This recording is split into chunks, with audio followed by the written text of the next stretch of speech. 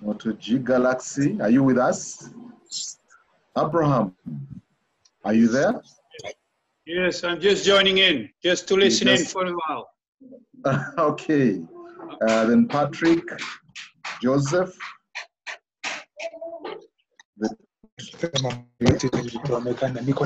Grace Minor,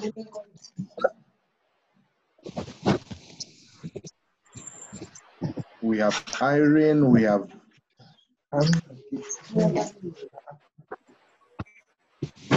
Elsia. Are you with us? Okay. Please wave if we are together. Irene, Margot's Farm, you please wave.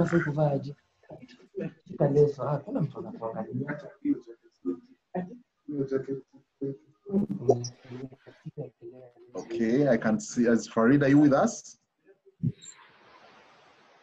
Benjamin Joy? Yes. You're with us? Yes. Okay. Please just wave if you're with us. Daniel?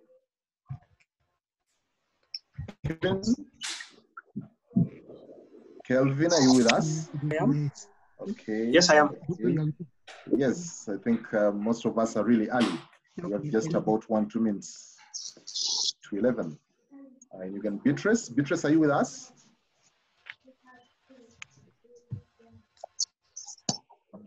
John at Moms. Okay, Yusuf Abdallah, are you with us? Yes, I am. Thank you. Okay, you're welcome, Daniel. Daniel Kariwija, are you with us?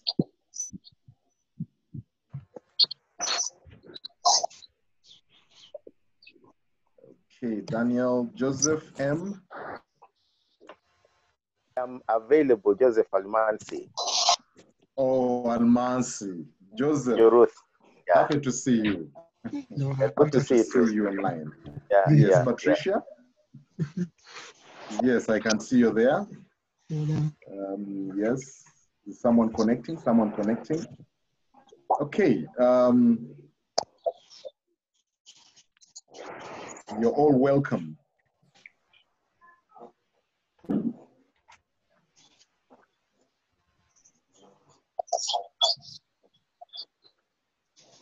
Patrick Prince, are you with us?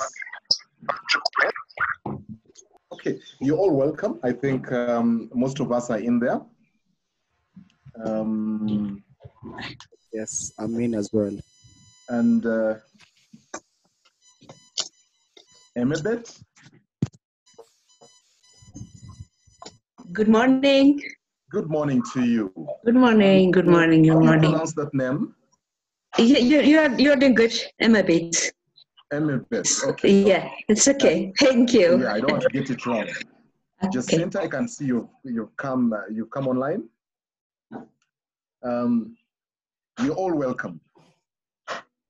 Welcome to today's event. Incidentally, I mean, who knew that would have such meetings? I think these are the positives of the coronavirus. Hello, are we together? Patrick? You're welcome to today's event. Today is the World Bee Day, 20th of May. This is a day that was gazetted by the United Nations General Assembly, and this was in 2017. This was in the honor of the father of beekeeping, the gentleman who was in Slovenia with the name of Janša. I think the J is pronounced Janša. Last year, Farid hosted us at the Africa Agribusiness Academy Secretariat. We had some good teas there. Farid, thank you. I know you should be online now. We had a very good session during that time. This year's time, we are celebrating this day online, as you all know. And the theme today is the role of pollination in achieving sustainable development goals. Eva. Mary? Hello. Yes, you're welcome, Mary. Thank you. Yeah, you can just please mute your speaker for the time being. Okay. You will have a chance to talk. Everyone will have a chance to talk.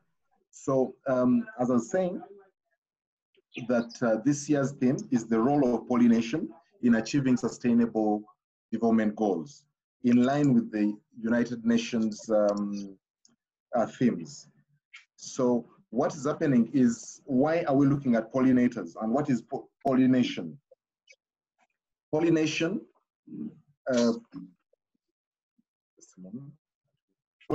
this pollination is done by animals, and I think the biggest percentage is insects and other wild animals like bats and birds.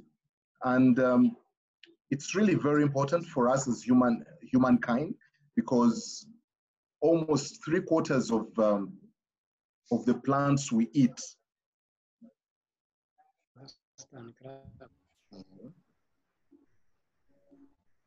I think almost 3/4 of the plants we eat are pollinated by these animals, the insects and other mammals and birds. So it's really very important that we look at pollination as a key to development. Sorry, Ngao, are we together? Zed Ngalo, are you having a problem? Yeah, I'm inside. Oh, you're inside, okay. Thank you. Yes. So we can go ahead. Wonderful. So as I was saying, that pollinators... I do video. You want video? Can you please just mute your speaker as I would request you mute your speaker. There's a microphone. There's a sign of a microphone on your right of your chat, rather on your left, down there. If it's not, are we together? Yeah. Yes, please. Just mute your, if you're not speaking to the rest of us, please, you'll just mute. You'll have a chance to talk to the rest of us. As I was still saying, that pollination is very important to sustainable goal development goals rather. And yes, for today, we're going to look at a number of speakers who are going to tell us about this theme. And in particular, the pollinator that we're going to really look at, as it's not that the others are not really so important, but we're going to look at bees as the #1 pollinators. You can imagine we have about over 16,000 different species of bees around the world, which help us pollinate the different plants. That is majorly the seeds that come out into fruit, which is actually a very big component of our diet. As I mentioned earlier, AAA has again come up, as they did last year, to ensure that we have a seamless World Bee Day in spite of our distances. Thank you so much, AAA, under the auspices of Farid, the Executive Director. Now, this is the program. This is the program of today. We'll have introductions from the speakers. We'll have 3 minutes for each introduction. And thereafter, we'll have a remark from the host. That is Farid, the Executive Director of Africa Agribusiness Academy. Then from there, we'll have a discussion of the presenters. And after the discussion, then we'll open the discussion to the rest of the team. The discussants we have Member Charity. Member Charity is the chairperson of Africa Agribusiness Academy, Uganda chapter. We have Dr. Kasiria Alemu Evelyn. She's a consultant and very passionate about bees. We do have hello?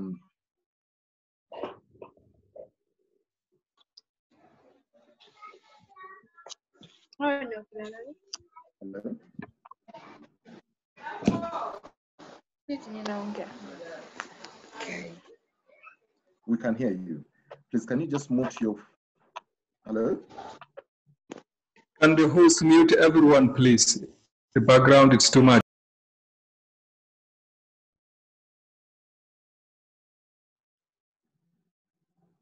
TechnoSpark, can you please just mute your, you'll have time.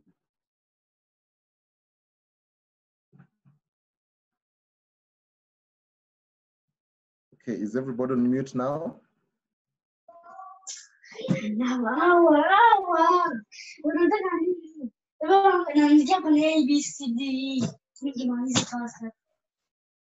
Okay, TechnoSpark, please just mute your.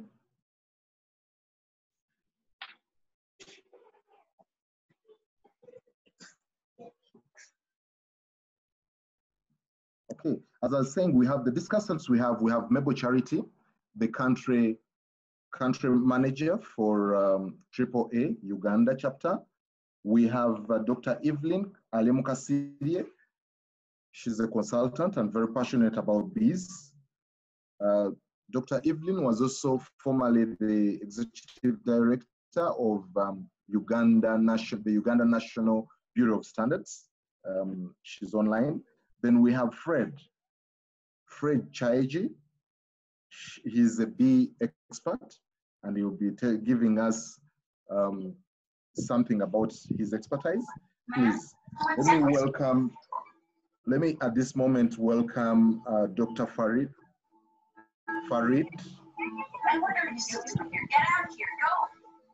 Let's start with you, please, for the introduction. Farid, are you with us? Thank you very much. Thank you very much, Michael, the moderator. I think the day has come, the day when we are celebrating the World Bee Day. The speakers of the day and the participants and all of us who are part of this meeting, you're most welcome. Like Michael mentioned, my name is Farid Karama.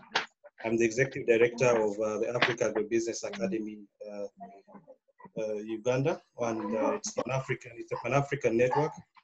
It's my privilege and pleasure on behalf of the Academy to welcome you all today for the World Bee Day virtual forum. The Africa Agribusiness Academy, we are an entrepreneur platform seeking to foster innovation and growth of small and medium agribusiness SMEs in Africa, with the ultimate aim to contribute to economic growth and improve income and food security in Africa. We are so much delighted to have you with us to participate and share your experience in this forum. This year, like it was mentioned earlier, we had plans to host a physical meeting in the eastern part of Uganda, that is in Bali, but due to the pandemic, we could not have a physical meeting, and thought let's have it as a virtual meeting and share our experiences. Like it has already been mentioned that the theme of this year is role of pollinators to achieve sustainable development goals. I would like to thank you all for joining. I think we have very good panelists who are going to share with us the experiences. And this serves as a reminder to us all just how important bees are to human beings and the environment. So without wasting time, I want to wish you all the best, but as a reminder, I want to request all of you to follow us on our social media pages. And for those who have not yet members of Africa Agribusiness Academy, please contact our offices in our member countries for immense opportunities. Thank you, and I officially open the meeting. Thank you so much, Farid. I would like to recognize Alice Kangave. You're welcome. I can see you there. Alice has been in beekeeping for a very long time. She's a senior entomologist under the Ministry of Agriculture in Uganda. Alice, you're welcome. Are you there? I saw you somewhere. Okay. Okay, I can see Martin Kamau, you're with us. Victor Muthubi, you're welcome. Jacinta, Kelvin, you're now with us. Okay. Now, at this moment, I would want to invite the speakers to give an introduction. I'll give you 3 minutes each. I would like to start with Mebo Charity, the country manager of Uganda Africa Agribusiness Academy. Mebo. Thank you.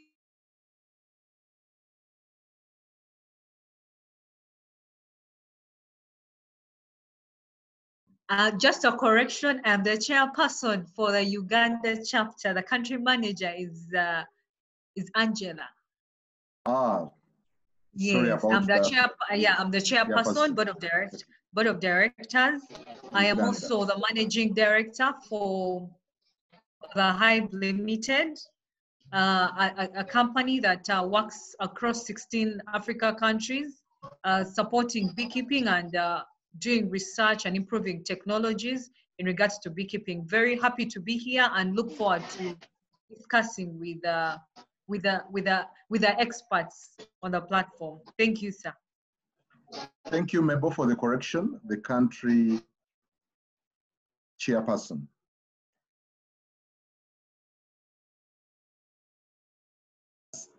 Next, can we have Fred? Are you with us, Fred? Fred Chaiji?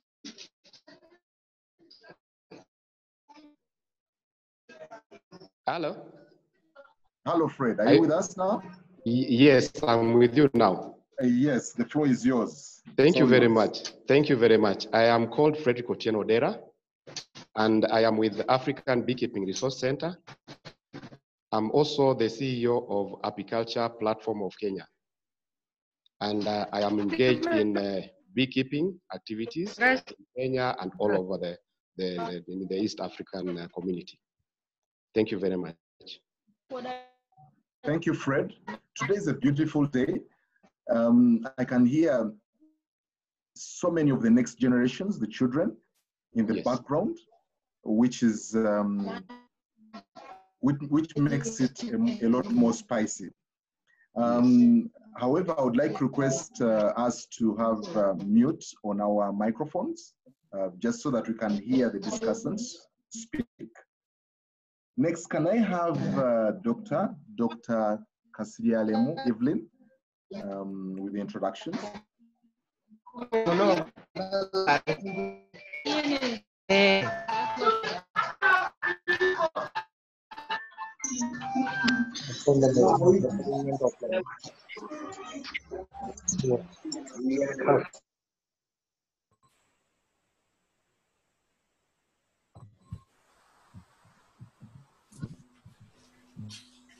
Hello, Evelyn, are you with us?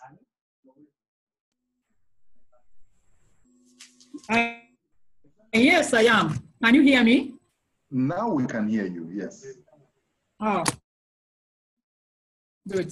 Yes, as you, Michael, thank you very much. I'm very pleased to meet a forum, as you introduced me before.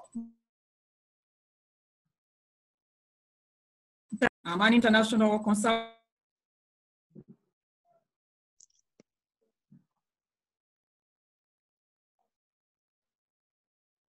I was the founder of the National Bureau of Standards for 12 years. But I'm here today because I'm a board member of Uganda Agribusiness Alliance Limited. It promotes agriculture value chain by value chain, right from product export and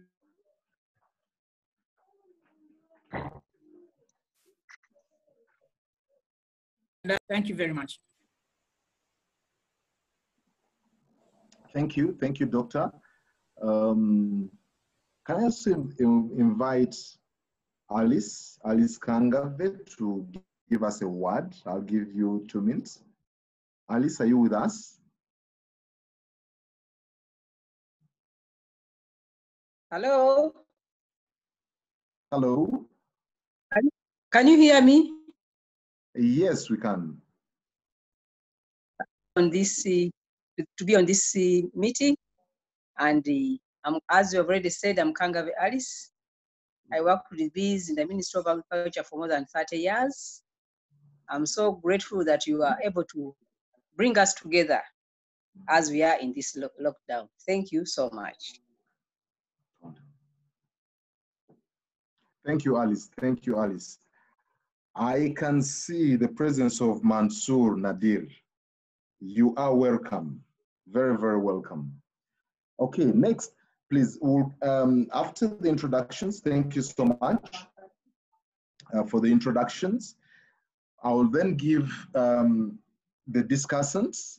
Each one will have 10 to 15 minutes. 10 to 15 minutes, and the order will be Fred. Fred, you will be the number 1, followed by Mabel, and then Dr. Kasirie Alemu will be number 3. So Fred, the floor is yours. Fred, are you with us? Yes. Yes, the floor is yours. Thank you very much. Now, just like I had said, I am called Fred Otieno with the African Beekeeping Resource Center. And I have over 15 years experience in beekeeping, working with the rural communities, and also encouraging all the beekeepers to do beekeeping according to the way it should be. According to our discussion for today, which is role of pollinators in achieving sustainable development goals, this discussion, I'm heading it from Baraka Agricultural College in Molo, Nakuru County in Kenya. And before I start with the discussion topic, we are also engaged with the Apiculture Platform of Kenya, which is an apex body in Kenya, bringing all the stakeholders together in the industry of beekeeping. And these key stakeholders in beekeeping, we have the national government, county governments, and also we have the honey producers, who are the beekeepers. We have the bee equipment manufacturers and traders. We also have the honey processors. Consumer also are part of this platform, because we know that without the consumers, we will not be able to take our products where they are supposed to be. Now, we have, maybe we have not realized that beekeeping can contribute a lot to sustainable development goals. Some people understand that, but majority are not aware about that. Like, for example, when we talk about beekeeping, beekeeping is a study of bees, and also, sorry about that, is a study of bees and plants, so that you are able to nurture or to get the products, which are several, and these products will also help in several ways. The first one is food. We know that beekeeping can contribute to food. And when we talk about the goal number 1, which is talking about poverty, poverty can also be contributed can be contributed due to lack of food. Now you find that number 2 is about zero hunger. which also is about food.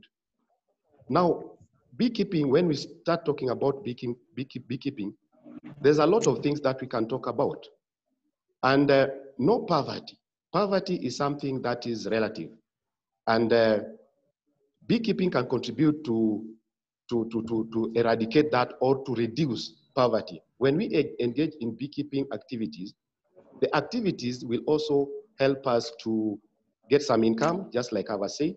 It will also contribute to job creation, because when people will be making things like hives, they will create job opportunities.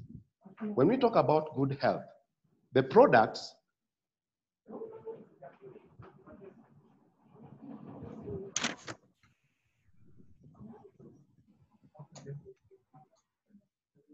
Hello, Fred.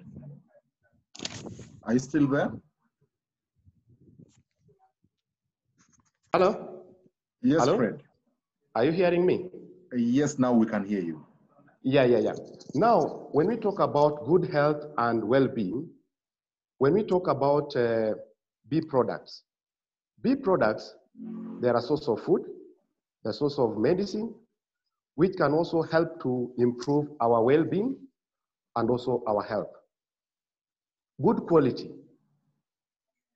When a beekeeper produces honey and other products, these products can be sold, whereby the beekeeper can also get the money, which he or she can use to take the children to school.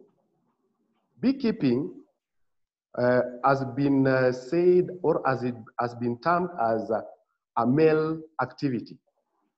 But you find that even women, youth, and children can engage in beekeeping. When we bring the logger, for example, down to the level where women can manage, this thing will bring everyone on board. But you find that innovations and creativity has already been brought on board, whereby we have modern beekeeping equipment, like for example, the Toba hive, the Langstroth hive, and the rest.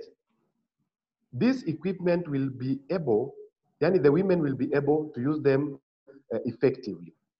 Sometimes you find that many people have bee phobia. Bee phobia, when we talk about the beekeeping value chain, you'll find that we have a production where the management is involved. We'll also have processing, where you can change the forms of the bee products into consumable forms. And for those people who have got that bee phobia, we can even encourage them to do value addition, processing, and marketing, and the rest. We find that in beekeeping, a beekeeper or a processor cannot work alone. We also need other service providers.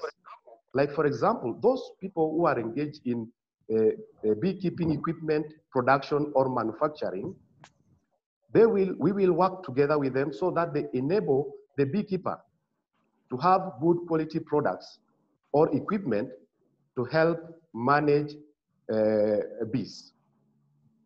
Now, when we talk also about clean water and sanitation under the Sustainable Development Goal, bees depend on the environment.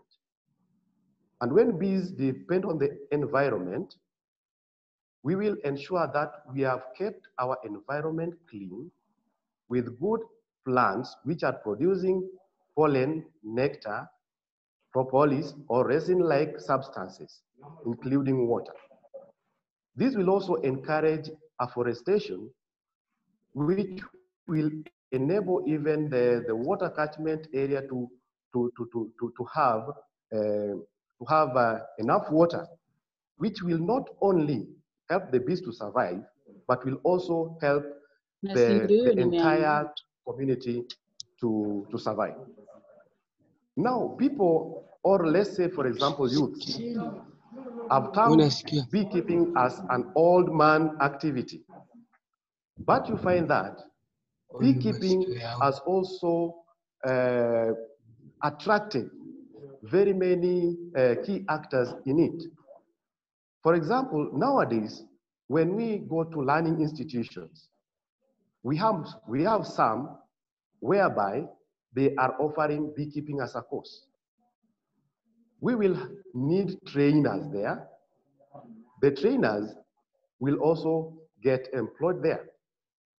When we talk about, like for example, the equipment manufacturers, after they have made the equipment, they will need to sell them. We may need also salespersons there.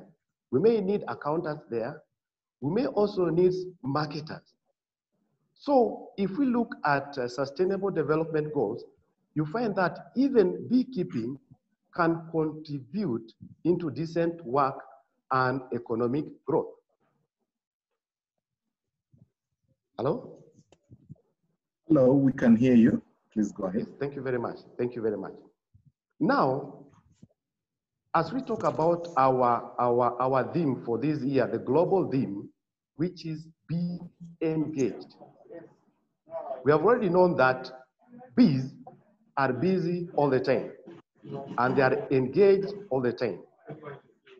When we are talking about managing the bees, we'll find that we'll start from maybe cleaning the apiaries, opening the hives, harvesting honey, ensuring that they have enough plants which produce nectar and pollen, and so forth and so forth.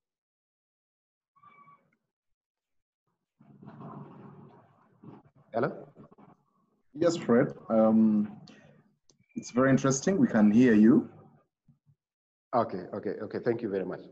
Now, this has also brought in several development actors, whereby you find that beekeeping is not on its own. Bees need plants, the environmentalists. Bees also need water. Water managers are there. We need also policies, which will also help us to do or to carry out this activity in a way that it will not collude or collide with other activities. Because we know that agriculture is also the backbone of the economies of our world. Beekeeping is part of the economy which is being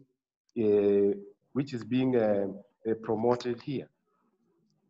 Now, the threats that we are finding at the moment include pollution, whereby you find that maybe sometimes we use chemicals that are not friendly to the bees and also the other pollinators. But with good awareness creation and education, we will ensure that the pollinators, the bees, are kept safe. Because without the bees, we are no more. Without the bees, the environment will not be clean. Without the bees, we'll not get food. Because as bees continue to carry on with pollination, it will also contribute to productivity on our farms. So I encourage every one of us to embrace beekeeping and also embrace the conservation of the pollinators in the world. And also, I call upon all the development actors also to help us come together so that we can promote beekeeping and also other pollinators to help us improve on our production and also the quality of life that we all deserve.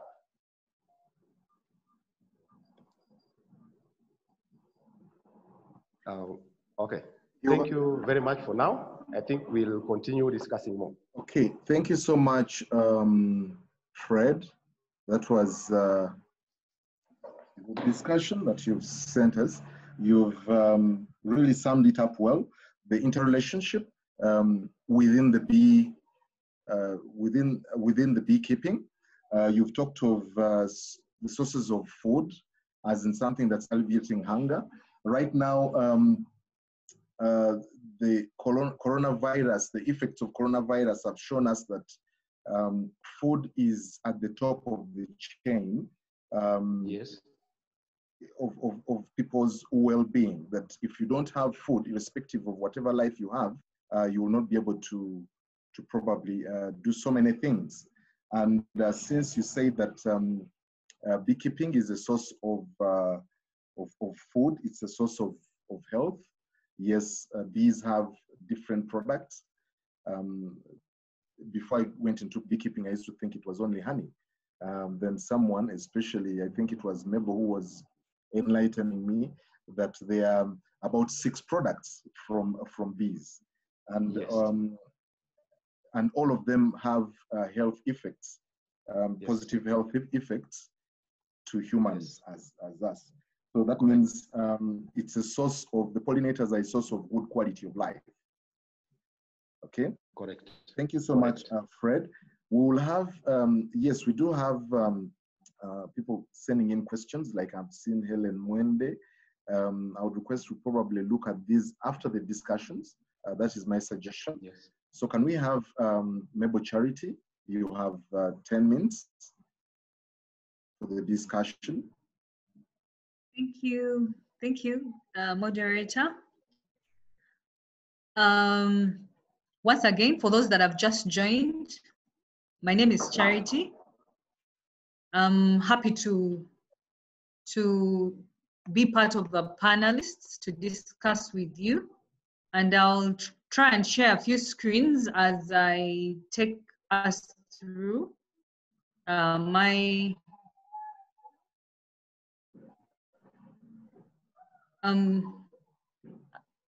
that's my name. I don't know if you've seen the screen. I work for the Hive Limited, and also before joining the Hive, I also worked with the Academy and participated in launching the sector desk across the 6 countries in Africa.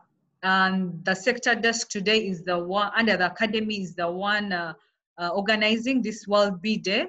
But before joining Africa Agribusiness Academy, I worked with Tunado, the apiculture development organization in Uganda, where we're at the forefront of reviving the Honey Week that I think most of you know.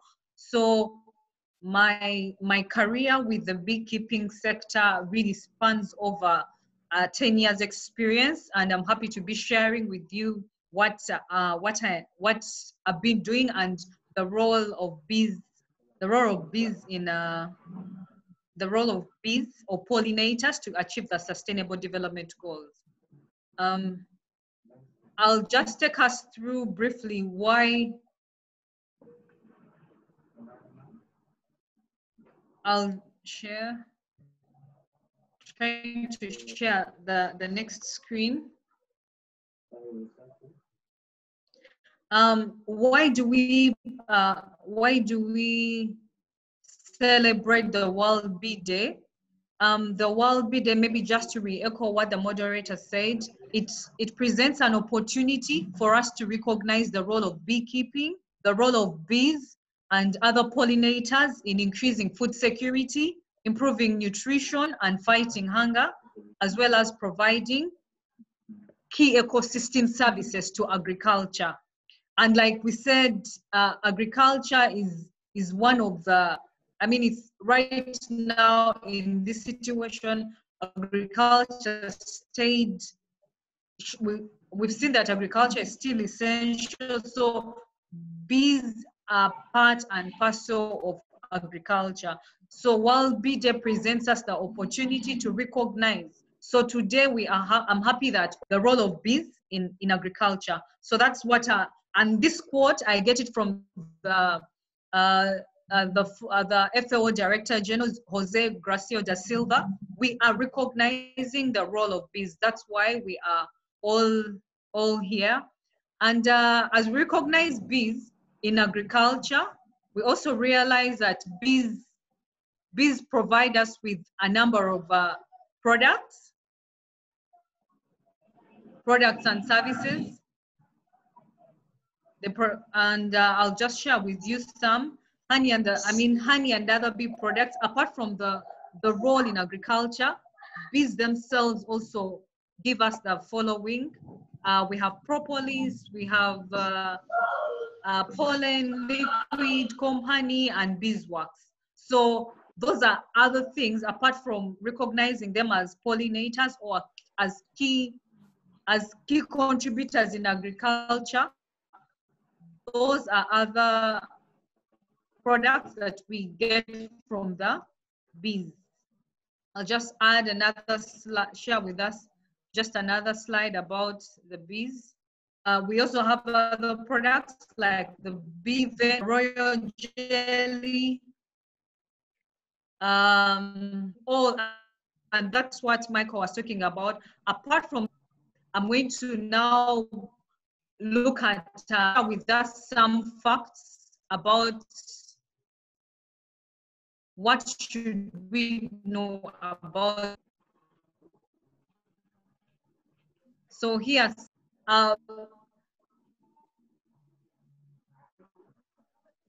today, as we recognize, producers do not have the pollinator culture. We cannot have food. Crops and people in agriculture depend on some key facts and figures. Pollinator dependent food products contribute to healthy diets. We know that fruits contribute to healthy diets. We know that and bees do the pollination, the carbohydrates, the protein, the all pollinated by bees. So bees as foods that are pollinator dependent, and in that sense, bees, foods that depend on bees contribute to healthy diets. Then the earlier presenter talked about it because of the heavy use of monocropping, agricultural pesticides, as well as climate change. These are facts. And then we also need to safeguard biodiversity because there are over bees when in the wild, but also we have also bees.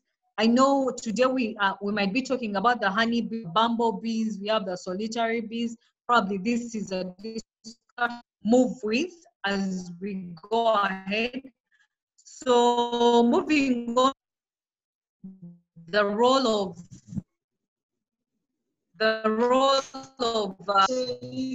I kept removing. We have 17 sustainables, and the first one, like my colleague was talking about, I think he really tried to elaborate, and I'll go very fast because we don't have time. But when we look at goal number 1, goal number 2, the different designs that are on the number 1, goal number 2, I mean, no poverty, that are in beekeeping, doing it as a job to a zero hunger, bees, country culture, and all our food crops, the bees, good health and well-being. Bees pollinate the crops, but also the bees contribute a lot to our health, and some use medicine under the apitherapy. We look at education, gender equality. I mean, women, we've had at least over 30 years sector. So beekeeping has been or bees have given women a role also to participate and income. When we look also at goal number 8, decent work and economic growth, I think most of us, because of that pollinator, the bee, we're able to get decent work and grow our economies. The industry and innovation, through I think the beekeeping sector, there's a lot of technologies that have come up, like the venom collection, So the beekeeping industry or such an industry is also growing. So the pollinator, the bee, contributes also a lot to industry and innovation. We look at sustainable cities and communities. So I know in Africa, this is something that might come as we continue celebrating and recognizing the pollinator. When you look at SDG number 13, climate action, the pollinator helps us to increase biodiversity and also supports our climate. But on the other hand, as the human being, as the population, we have activities that impact negatively on the climate. So, and this poses a threat. So, both in a positive and in a negative way. And also the life on land, really for biodiversity to exist and to continue, the bee pollinator or the bees have to be around. So when we look at the 17, I think the bee as an animal or that tiny livestock contributes to more than 50% of the 17 Sustainable Development Goals that are aimed at transforming the world. So, and I really thank all of us for recognizing them, and probably all these discussions will continue. I'll just share a slide again to highlight more. We see through bees, like pollen, I'm just sharing, bees contribute a lot to pollination, not just of sunflower, but all agricultural crops.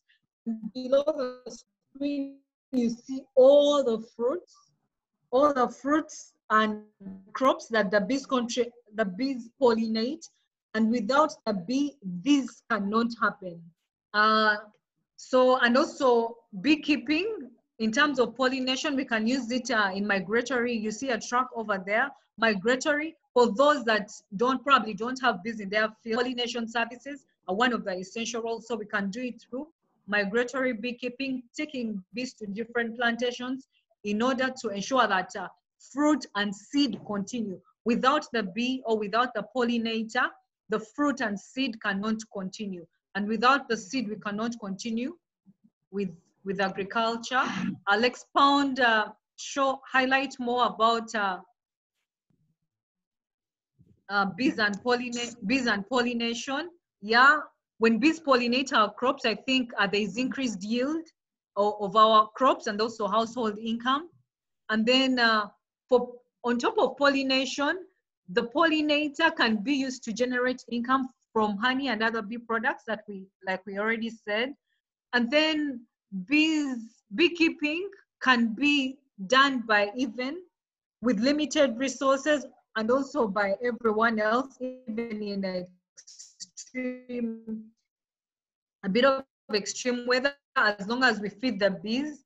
And then we should know these pollinators, on top of pollinating our land, our crops, we can use we can use land that is not cultivated for crops. We use the wild and then also earn an income. Then next are major bee foods that are not used by other livestock. I think we shall notice that we know that a honey bee flies to almost 15 flowers in 1 minute, and the bee will only visit a flower when it is ready for pollination. That's how God has designed the bee. It is so critical on time and season that it will not visit a flower when it doesn't have nectar and pollen, because that is the main purpose it goes there. So we realize that for those crops that have a short pollination period of time, if these pollinators are not there, then we shall not be able to get the fruits and the seeds. So that's another role, or an important role that we see in bees.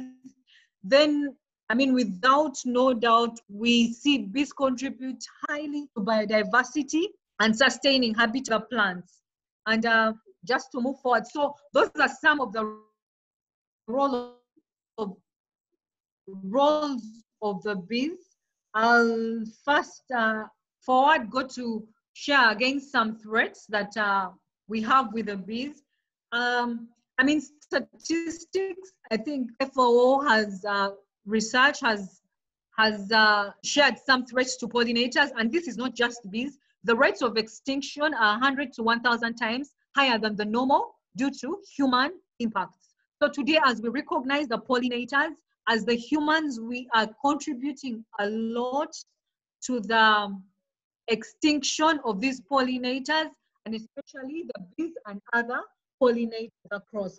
And when you see the rates, 1,000 to 100 to 1,000 times higher than the normal. And why is this? I just highlighted a few of them.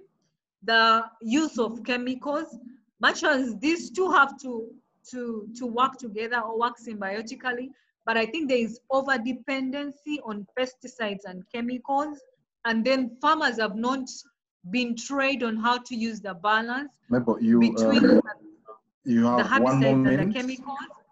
Mebo, you have one moment. Yeah, this is my last slide.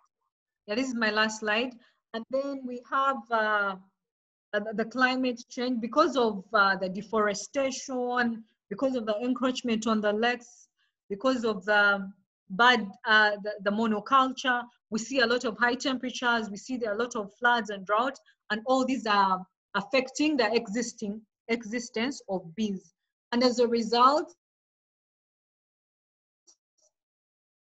this has also brought about pests and diseases, and bees are being affected by pests and diseases that were not there before. We also see new diseases or strains of viruses not able to be immune to. So briefly, that we continue the discussions. Let us think about ways on how to protect the pollinators, conserve the pollinators, and benefit more from them. Thank you so much for listening. I'll stop here and then Thank continue you. for Thank the you next so much, Mebo. Thank you for that. Thank you, Michael. Back to you.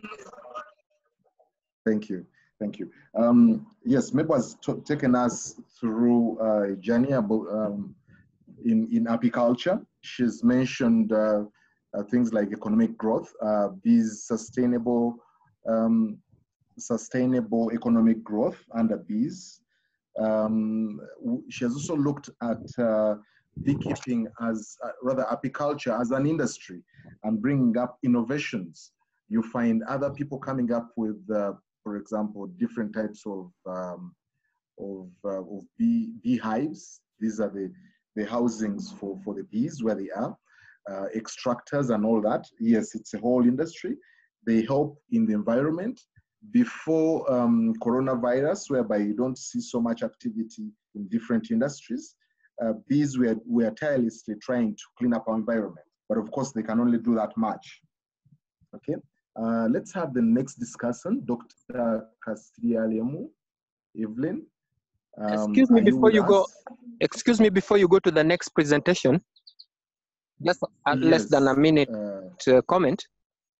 The presentations are very good, and I would appreciate if somebody is sharing, they should go to the presentation mode so that the whole screen is covered by what is being presented. There's there's a motor on the bottom right-hand side. If you press it, then it gives us a presentation mode. Okay, point noted. Let's thank have, thank you, Ngalo. Let's have Dr. Kasirye Lemu. Are you with us?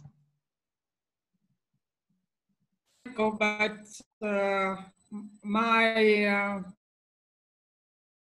off. I hope I'll be able to. And I would like to say that for me, I'm not an expert in the area of beekeeping. To keep bees, but I champion this sector. You introduced me anyway, Eve Kasidia Lemu, former Executive Director, Uganda National Bureau of Standards, and on the board I'm an international assurance, and I have had many linkages. Country, like being on board of NARO and so on. And that's why I stand here to see in the context of Uganda that there is a lot that we can do and we have started. Hello, can you hear me? Yes, we can hear you, although sometimes we're losing you somehow, but yes, we can hear you. Are you still on? I am. Can you hear me? Okay. Yes, we can hear you, Doctor. Yeah, excuse me, Michael would like to advise Eve, since her network is not good, she could put it on audio and remain on audio. Maybe we could get her clear. Thank you, Lawrence. Okay, I want audio, by the way. I want no audio, sorry. Thank you. The video came back. This is better. Can you hear me? Yes, we can hear you loud and clear. Okay. Thank you very much for the invitation to participate in this forum, to bring the day, and we are looking at the role of pollinators, development goals. I want to say that my remarks need for knowledge, at least in the case of Uganda. Can you hear me? Yes, we can hear you, Doctor. But not so well, I can see from your face. It's sort of like, I think it's a connection issue. Lawrence, what would that be? Yeah, I think it could be an issue with her bandwidth, but let's wait and see. Let her first stay on and we see what happens. Then we could then plan and see what other option we could use. Thank you.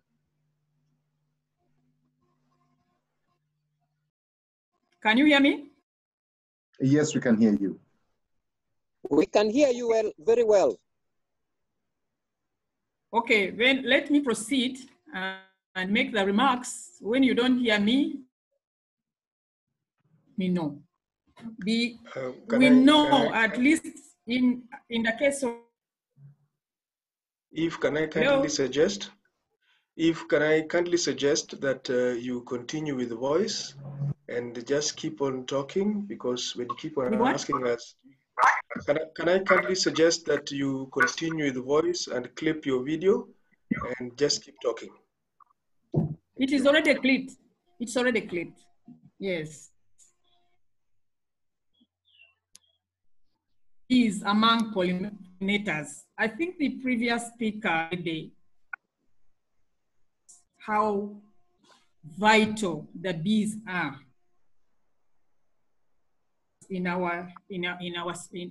on this planet Earth. Cannot do without bees. Is that one should be looking at this whole contribution of bees as pollinators for the whole food chain. Plants, even animals, we need feeds for and the like, and without bees, we cannot manage to have survived. What is important to note is that, at least in the case of Uganda, people do not have the knowledge, and we have to continue giving to the people who can help this sector, because it's not prioritized. As we have the issue of trees and shrubs for the environment that has been which has talked about, but have we even wanted to stop for a moment and think of the floods that we have been having? Of the trees without bees and other pollinators, or we the water instead of it going and causing the floods which you are experiencing today. Because the bees, their job having pollinated all these trees which grow under shrubs, they slow down the speed of the rainwater and prevent the storms and all the degradation if we retain the trees. In combining with environmental protection, the bees are behind and they play a very important, if we, people have talked about already the important production of honey. I would like to mention here that in the producing very low quantities, yet the potential is so high, and we can have production of the other value-added products. I would like to mention that, for example, in 1990, we produced the national standard for honey to export to the EU because the honey for Uganda is of very, very good quality and is demanded everywhere. But the knowledge is not there. The issue of employment, of poverty, but when we talk about issues that will help our youth to get employment, our women money generating activities which can support their families, we do not inform our policymakers about how important the bees are in the sector. Yes, it says here my connection is unstable. But can you hear me so that I continue? Yes, we can Hello? hear you. We can at least hear you. Okay. 70% of what you're saying. So I can continue. Please. The issue of employment, I think it should be. Hello? Yes, hello. No? Okay. Hello, employment. Yes, please. Yes, please, we can hear you. Yes, employment. I think there are here. Employment of our youth. We are looking for jobs, yet all over this country, honey can be produced. And then if we have an industrial sector which can have value addition, then there will be, and jobs will be available. And this is a sector which actually, by the way, needs very minimum capital for investment. And it's not a full-time job, and yet people can get income from it. Hello? Yes, hello. Michael? No, if you can hear me. The issue we can hear you. Oh, yeah, medical products from beekeeping. The issue of venom has been talked about, but if we do not publicize all this to the powers that be, then we are not going to make money. Because when you think about industries that can be set up, cosmetics, pharmaceuticals, so on, and so many others, there is a lot of work which would be required for research in the universities, because I was also a university lecturer. People are looking for projects on which to work on. Narrow, where I was a board member also, they are looking for areas where they could really make substantive contribution.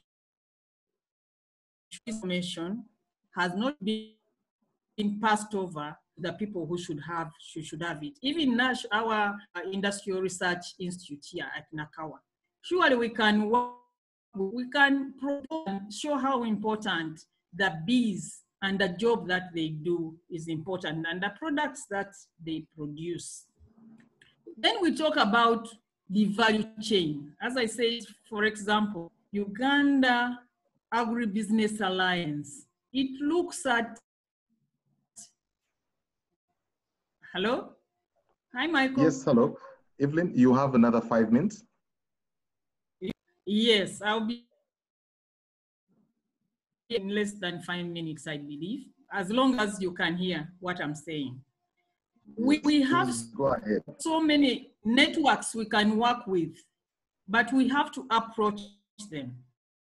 If you look at the local export markets, we need that the sanitary SPS standards in order to make to the market. But without production of the products in quantities required, then we still cannot make it. So we have to, and this will require training and very important as I go through this presentation, prioritization and mainstreaming in national government policies, at least in the country.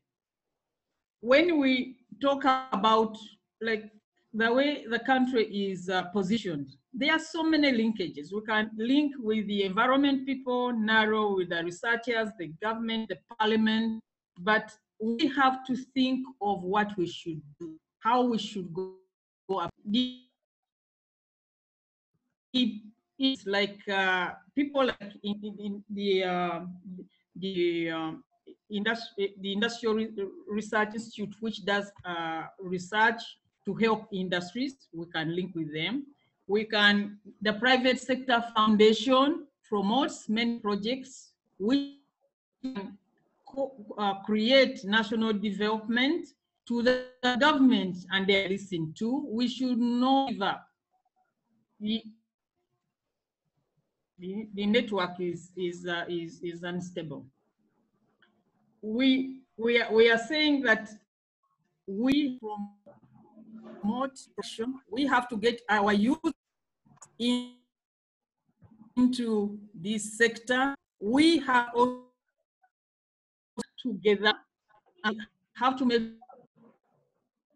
sure that we have the products which we put in the market. The market was 1995. We produce as up to now, we do not have enough quantities for the local market and this market.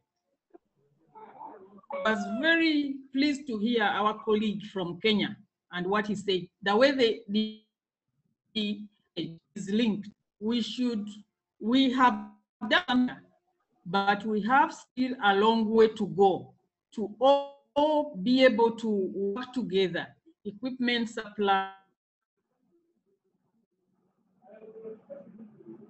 We have, which really teach people about beekeeping.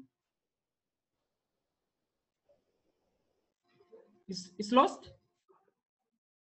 Yes, we seem to have lost you. The sound is gone. Okay, Dr. Evelyn, I think you have another 30 seconds to wind up if we can get you. If not, then we can.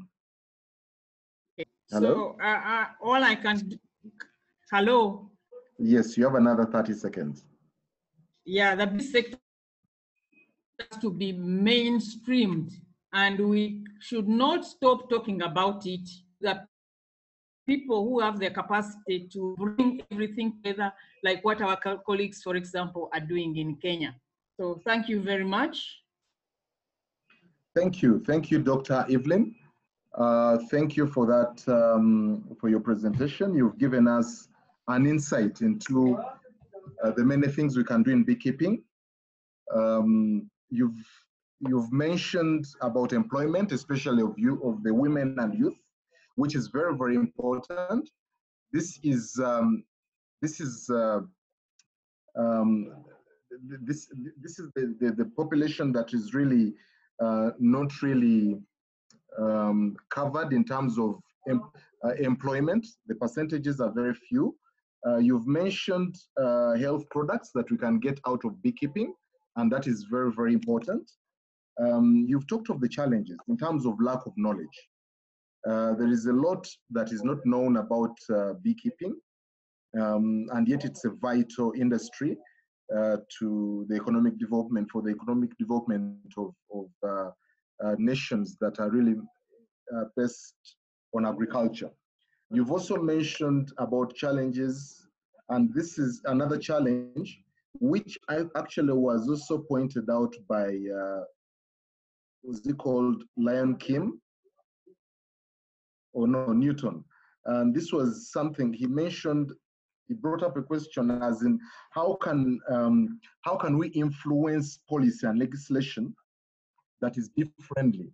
You know, as we are aware that there's so many bees that are dying off because of so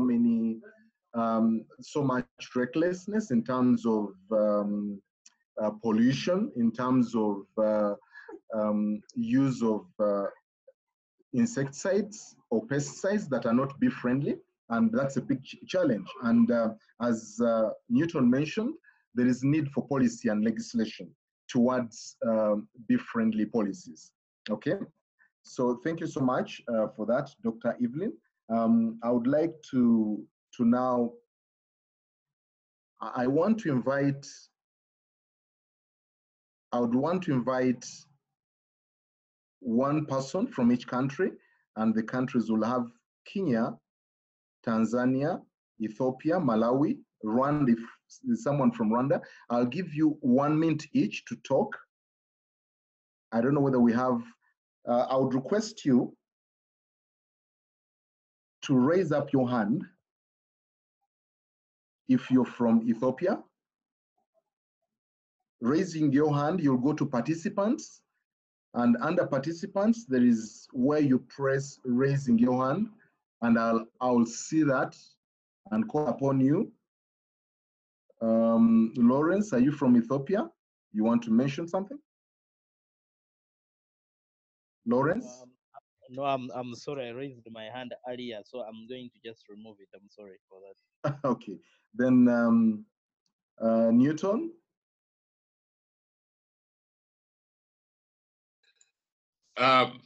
Kenya, which is really From southern Kenya, okay. Ethiopia. I'll give you 1 minute. Okay, I'll give you 1 minute to talk. Yeah, so thank you, Chair. So the first point I'd raised, you already mentioned, so I won't go back to it. But my request is that we continue to have this forum so that we can have more participation. I know we are a bit pressed on time, so if you could organize for us like at least a monthly forum where the beekeepers can come together and have discussions. Thank you. Thank you. That's I think point taken. It is something we need to look at. I think that goes hand in hand with what Daniel mentioned. This Daniel, he talked of a forum for beekeepers. It could be maybe a WhatsApp group or something, and also this forum comes in maybe quarterly. Yes. So let me have. I'll have Anne. I'll give you 1 minute, and then from there I'll have Tione, and then Techno.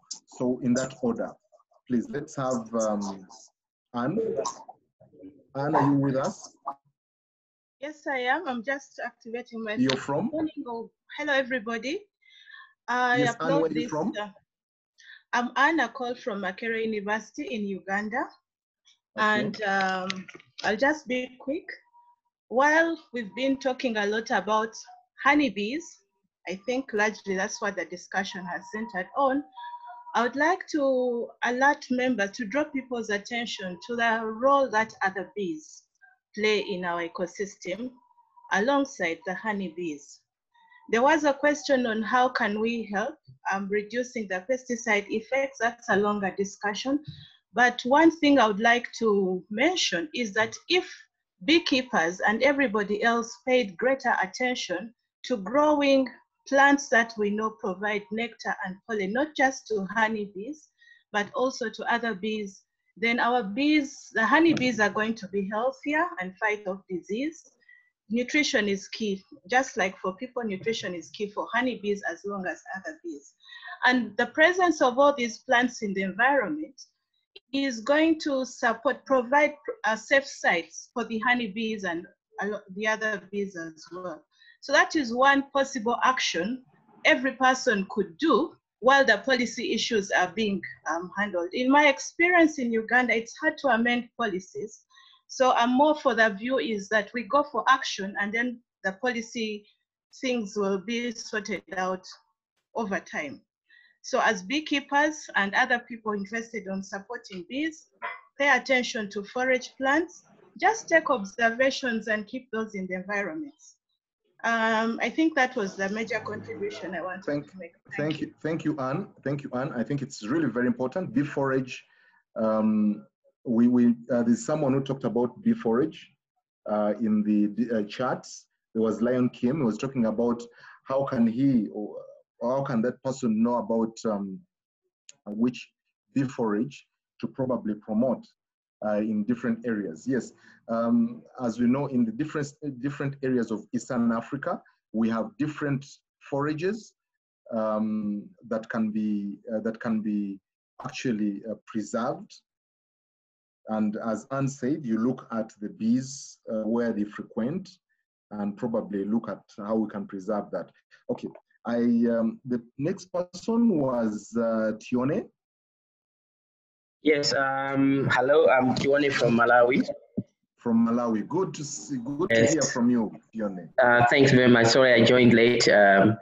My main, I'm not a player in the honey industry per se, but I have an interest because of some of the enterprises that we have been supporting as a consultant. So maybe that's where my involvement comes into play. Here in Malawi, what I see is that there are quite a number of small-scale businesses that are involved in production of honey and even processing. But the challenge that I see is the sector is not growing. That those people who are involved in production, they can make meaningful or earn meaningful return from honey beekeeping. Sorry. So my question is, how can we build a vibrant value chain to ensure, and since once this value chain is developed, then definitely we'll see that there will be a conservation of trees or plants that help in pollination. That's my only challenge that I see in Malawi. Sorry, Tione, what's your question again? My question was, how do we promote a vibrant value chain for honey beekeepers? Because like in Malawi, we are like, there are so many small scale honey producers and processors. So the sector has not really grown to a level where you can see large scale processors of honey, at the same time that are helping also to conserve the environment where these bees can play a huge role of pollination. Okay, thank you for that. Anyone wants to answer that question? Please, I see so many hands up. Does someone want to answer this question? Zed Ingalo, you would want to answer this question? The question from Tione. Okay. Joseph Musa. Thank you, Chairman. I want to thank you for organizing this forum. And one of the issues that have been raised is about the bees are going down. That is the population of the bees. Joseph, you're from? I'm Joseph from Kenya. From Kenya, okay. Let's go ahead. Yes, and I'm a beekeeper. Yes, nice seeing you. The big challenge that we have is that the population of bees are going down. Is it possible that the governments can mainstream? Because one of the problems is use of chemicals that harm the bees. Is it possible that we can have policies that the chemicals that we are using can be those that are friendly to bees. Then the other issue is about research on bees that are more resistant. I think that should be mainstreamed in our universities. Thank you. Thank you, Joseph. Thank you, Joseph. I would like to have someone answer Tione's question. If we don't have, then we'll go on. Yes, Joseph, someone has, I think Anne is the one who mentioned that there is quite a lot, especially in the universities, in the different universities in the region that are working towards resistances and different other things, and under bees and apiculture. But as I think was it the previous discussant who talked about having these regular forums go ahead, and I think some of these questions should be presented over, and we get solutions to this. The policies for chemicals. We have some policy makers, I think, here, or some people who influence policies. They will probably talk about this. I would want to have someone from Ethiopia. Do we have someone from Ethiopia? Emebet, are you still with us?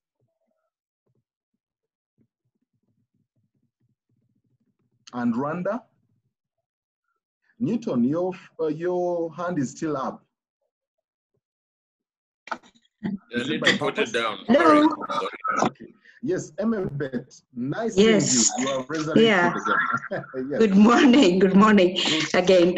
Thank you. Thank you very much. Good afternoon here. It's afternoon. Okay. Thank you very much for the nice presentation, all the presenters. My issue is bees are vital for the to achieve millennium goals, the MDG, but we are disturbing them in terms of policy, in terms of giving them proper hives, in terms of using pesticide. Can we do something to change the situation in our countries? Because it is, I think we African are not making effective use of beekeeping.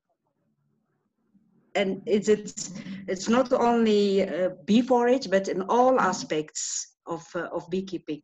Pesticide use is one of the major one, and also the environment, the bee forage.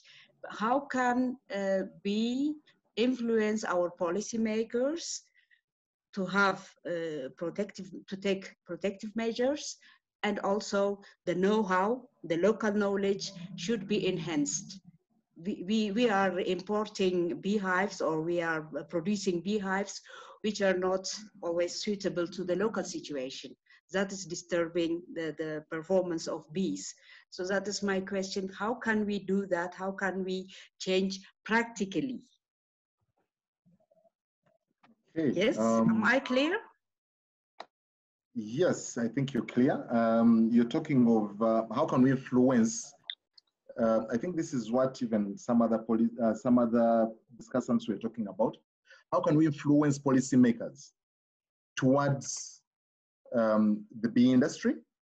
Is that what you're saying, Mbet? In terms of the forage, in terms of pesticides? Yes, that's a very pertinent question to most of the discussants. All aspects of beekeeping. You know, you can have a policy, but if you don't have the local know-how enhanced, then it will be difficult to reach, to do impact. And there are a lot of NGOs and private companies, smallholders, the government, everyone is busy, but I miss the overall, I don't know how do you call it, overall framework to achieve impact. Okay. Yes, I would like to bring in, is Alice Kangav still with us, Mrs.? Hello, Alice? Is Alice Hello, still with us? my hand's been up for quite some time. Is Alice still with us? Hello, I'm Beata from Rwanda. Hello. Oh, yes. Hello. Better. Yeah, Yes, good we can morning. hear you. Happy bee days, dear fellow beekeepers. Happy bee day. I thank you very much for your presentations. It's very wonderful. And I'm very happy that we have ladies in this very good job. What I'm suggesting is that we have to make an effort as the women to encourage our women, African women, to participate in this good profession, which does not ask a lot of income or capital, so that we put our effort in this profession so that we enhance our productions without living and saying that we have not jobs. So from this day, I'm committed to encourage my fellow Rwandan women to participate in beekeeping. Even I begin to create a forum of Rwandan beekeepers. I have to put more effort in this profession. I saw that beekeeping is the creating friendship. It brings incomes, and it is also a medicine during this pandemic. We have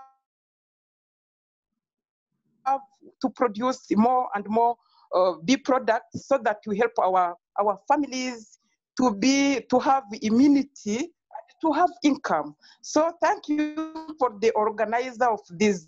I appreciate you, and we are together in this job. Thank you. Thank you so much. Thank you for that. I think it's actually it was Dr. Evelyn who mentioned something to do with women and youth. I mean, this is an area that they should the government should really look at because it's low. It requires low capital for that. It's also sustainable. I mean, it's something you don't need to be in it full time. Yes, Jean, you are saying that your hand was raised and has not seen you. Okay, let me give you a chance before we now have Annie Boy and then Zangalo, Zed Ngalo. Hello. Yes, Doreen. My has been up. Hello. Can I hear me now? Yes, hello? I can hear you. Although there's feedback from your phone. Hello. Yes, hello. Good afternoon, everyone. Somebody asked about how we can have a vibrant sector, beekeeping sector. My view is that we need to be specific on what we do. What I mean by this, within the value chain, we have the equipment manufacturers, the keeping equipment manufacturers. We have the beekeepers themselves who produce the different products. Then we have the processors. If we can specialize,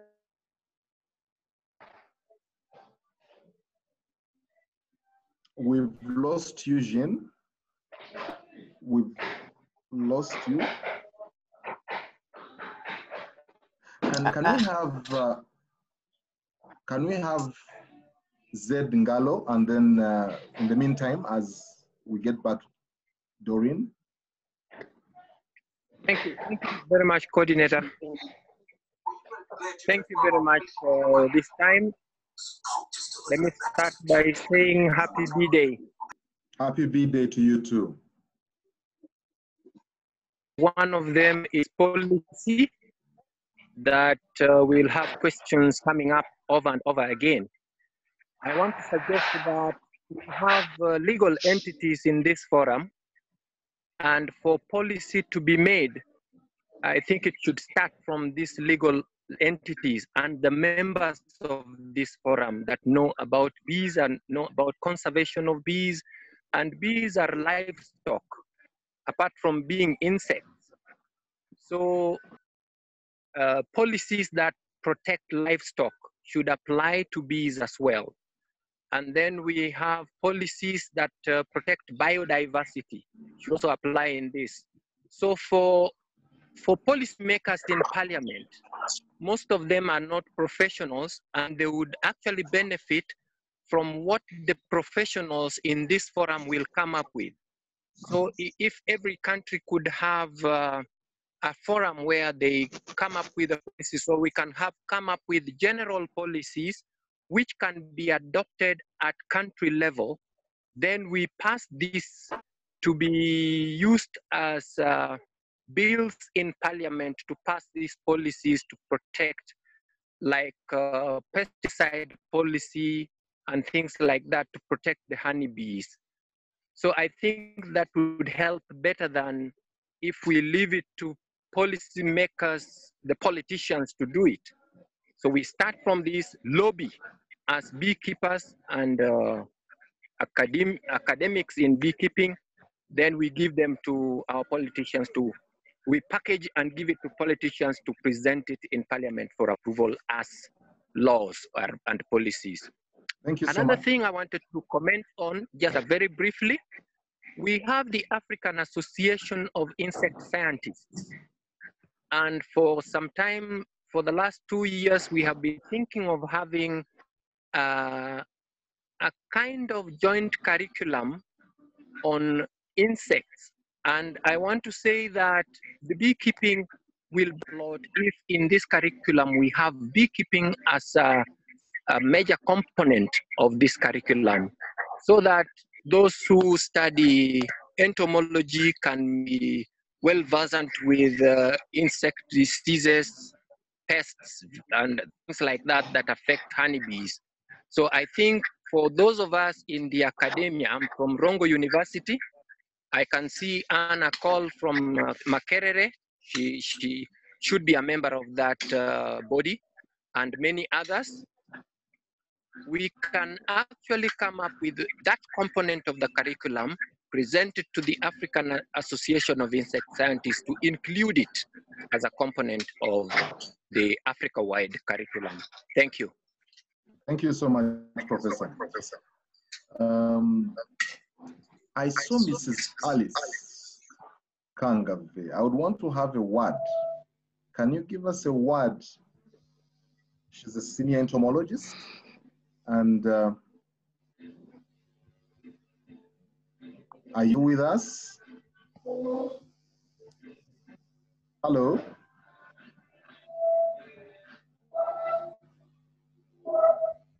Thank you for giving me this opportunity to suggest that for bees to be recognized by different governments, we should lobby Let's put on the table. people who are working on agriculture in parliament. Honey boy, can you please mute? Honey boy.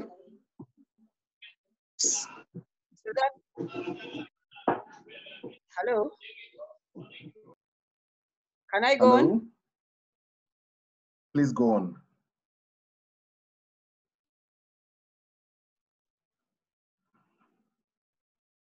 Hello? We seem to have lost Alice. Hello?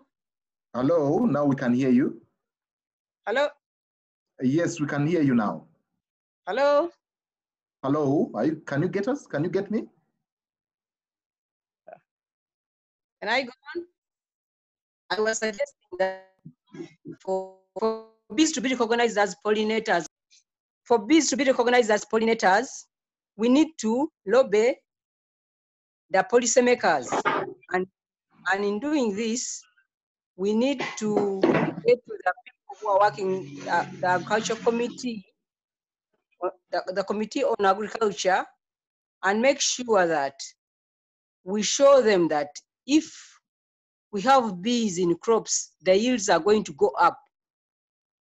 And then we suggest to them that every input to do with the agriculture, bees should be part of it. If they are supplying seedlings of coffee, beekeeping should be part of that, as they usually supply farmers with fertilizers. So beekeeping should be part of what they are supplying. There should be a lot of lobbying so that the policymakers can recognize bees as an input to all agriculture crops. That's what I suggest. Thank you. Thank you so much. I think Alice is cementing what actually Professor Ngalo was talking about. In terms of we need an aggressive strategy before I think for the policy makers to clearly understand how serious beekeeping is, and so that they can come aboard. Yes, thank you so much, Alice, for that. Honey Boy, you wanted to say something? Can we have Honey Boy, then Robin? Hello?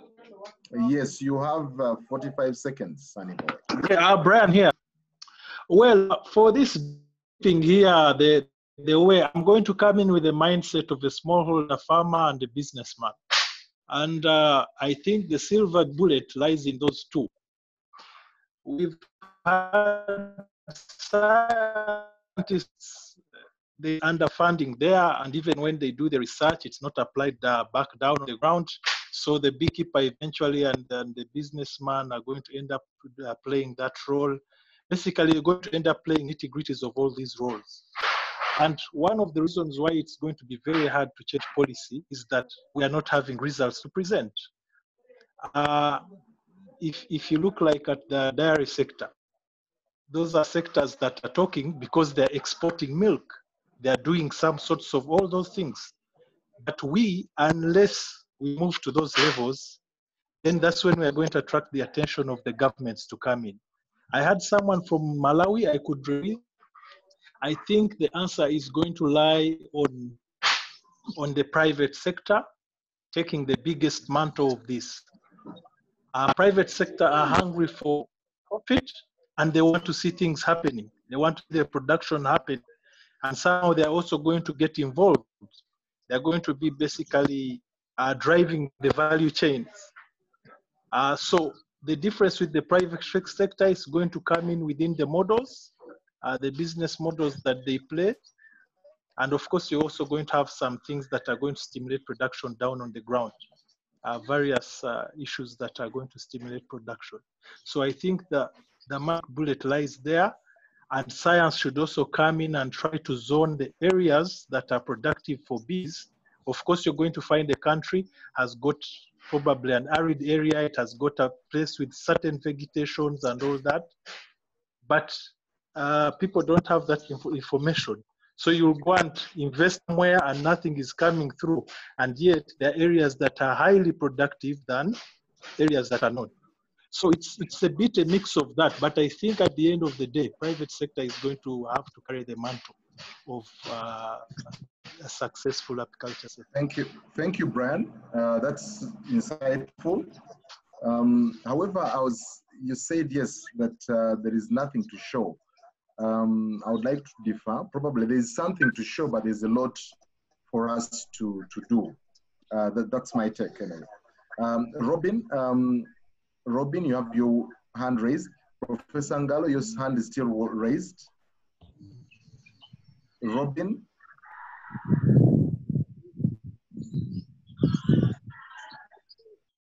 Okay, if Robin is not there, then can we have Samson Kiru? Hello everyone, my name is Samson Kiru. I work with Slow Food Kenya, and thank you guys for this great forum. I think it's a really insightful forum whereby our beekeepers will be in a position to continue producing all the products that we have seen shared also by Madam Charity. What I wanted to mention was issues to do with maybe something to do with something we call bees, or maybe honey networks, maybe at the local levels. And I'm mentioning this because there has been a lot of honey adulteration, whereby people have been having problems with getting quality honey for consumption. This is because we have been having people moving around with honeys that has been already adulterated, and therefore this could be a way to make sure that people know each other. At least when they find the products on the market, we'll be knowing that these products are really good and they are good for consumption. And again, this can be we can actually tell people that when you get this product, when you get the other product, these are good products for consumption. This is because many people have left sugar consumption for honey consumption, and mainly they always come to find out that they better go back to sugar consumption because they cannot believe now the honey we have in the market.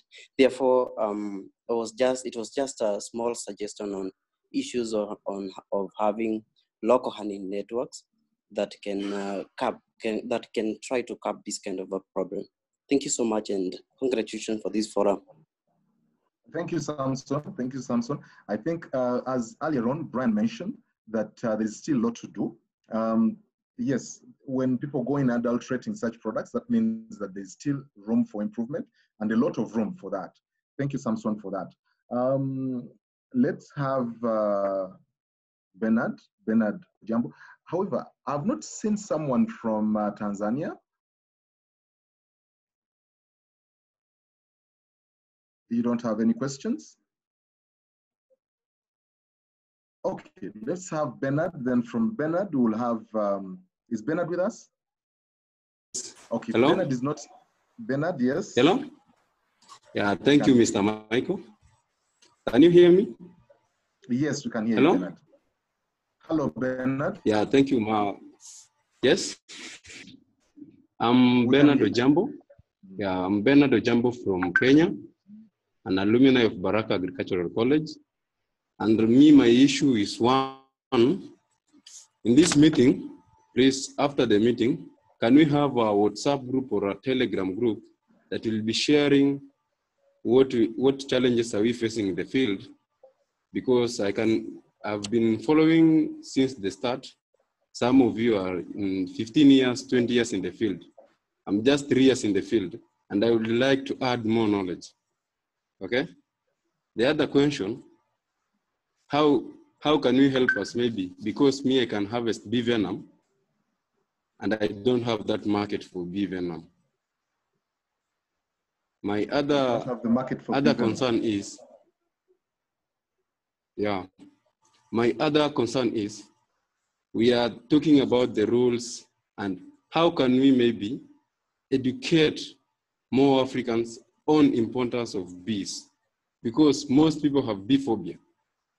So if we can educate more people about the bees, now we can now deal with this issue of maybe irregularities in honey, because people now are doing in business perspective, not satisfying the customer what they need now. Thank you. Thank you, Mr. Michael. Thank you, Bernard. Thank you, Bernard. I would like to have Haj Mansour. Haj Mansour, are you with us? Haj Mansour. Yes. Good morning, everyone. Yes, you're welcome. Now, we have the challenge of Uganda has a high cost of honey, high cost of other items. Due to that reason, really we have the challenge to compete imported honey. Uganda is importing honey from Australia is only $3 per kilo. New Zealand $4 per kilo. How Uganda will compete in this market on high price? Okay, thank you so much, Haj.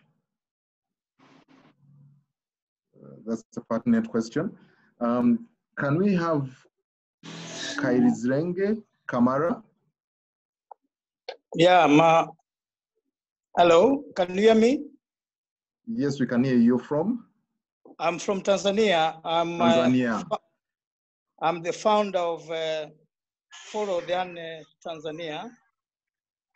My profession, I'm an engineer, but I'm a beekeeper for experience of 15 years.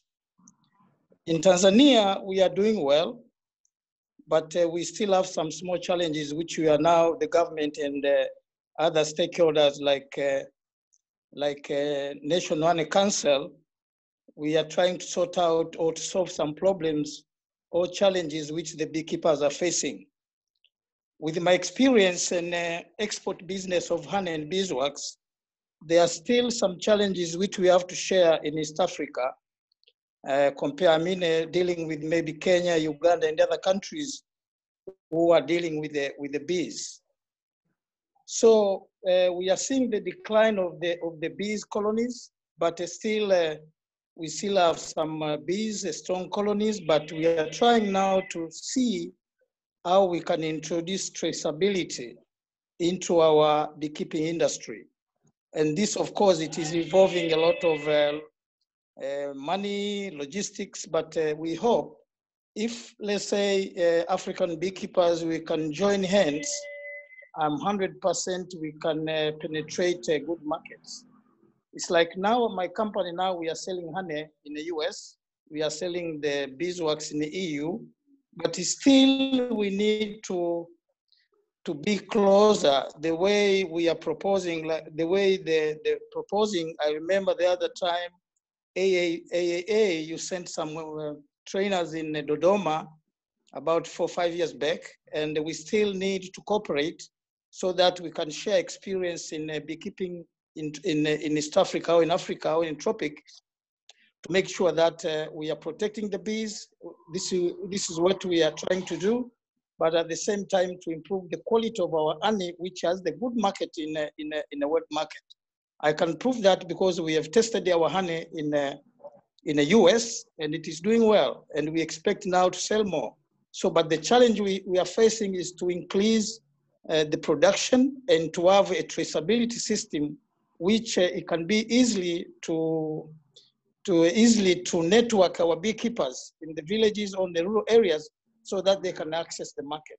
So what we are trying now to do is to use some systems which may be already developed in developed countries like hive track systems, but still we have to develop our own systems which is compatible to our rural beekeepers who have no internet, who have no other means of communication, but they still have a high value honey. The high value honey, which if it can have an access of the market, it can do better than the way we are seeing in New Zealand, the Manuka honey. But in Tanzania, we have the Miombo honey, which is doing well in the US, which is doing well in the European countries. So we think this is the right time when we are talking about or celebrating the Bee Day, to share the knowledge and the skills we have within ourselves, so that we can penetrate more, we can send more honey, we can send more African products into the market. For the last 3 years, we have been facing some challenges because in Europe or in America, when you send the Miombo honey, they don't know even the taste. But now we have convinced by sending honey, and now they are convinced that our honey is good for making wine. Our honey is good for making beer. And also we have started now in Tanzania to make wine for export. So this is the kind of the things we are seeing.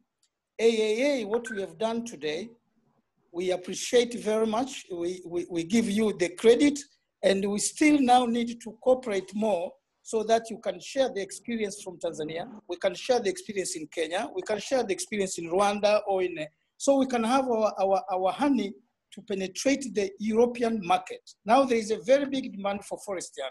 Thank you very much for hearing me. Thank you so much for that. At this moment, I would want to invite Lawrence. Please share would you share the AAA app with the participants, because that one is already established. Participants can share information on that app. Lawrence, are you still with us? Thank you very much, Michael.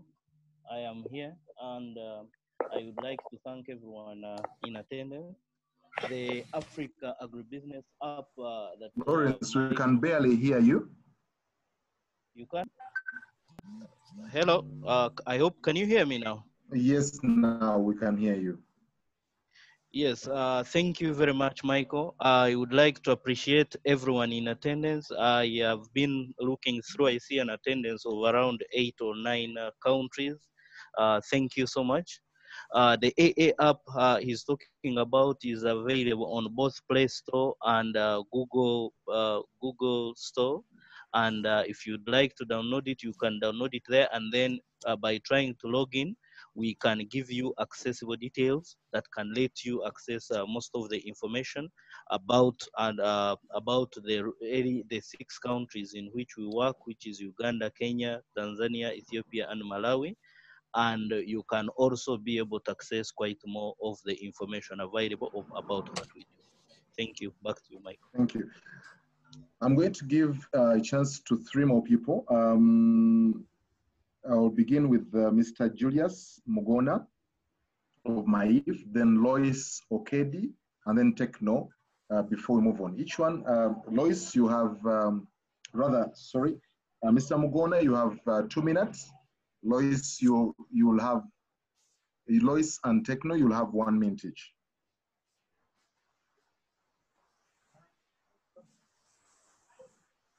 Yes. Mr. Julius Mugonza, is it? Of Maif? Okay, we seem not to have him for now. Let's have Lois. Lois, are you with us?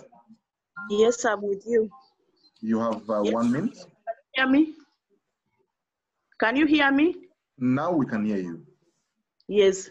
I'm Lois Okedi, a member of the Entomological Association of Uganda, together with the 2 aunts who have previously talked. I am a research manager, Soroti University, and an entomologist. My issue is on medicinal plants because our university has a medical school currently running on medicinal plants. My experience is that when you plant citrus or other fruit trees, you're not encouraged to have neem or other medicinal plants in the vicinity. But those medicinal plants also are flowering plants that are pollinated by bees. So I noticed in my own small farm that the bees still survive in that environment where neem trees are. Medicinal honey of a higher value by deliberately planting medicinal plants. And the last question I had for you is, what is a beekeeper and what is a bee farmer? Because sometimes we are beekeepers on other commodities that deliberately are put up by bee farmers. Thank you. Thank you, Lois. There's a question from Joy Bore, and I think it's to you, Lawrence, that there's so many AAs in Play Store. So which one in particular? Lawrence, are we together? Yes, Michael, I am here. The AAs, it's better if he's searching for the app to search Africa. Okay, as in you search Africa Agribusiness Academy, not AAA. In full. Yes. Okay, Joy, I think you've gotten that. It's Africa Agribusiness Academy in full. Okay, can we have Techno 9?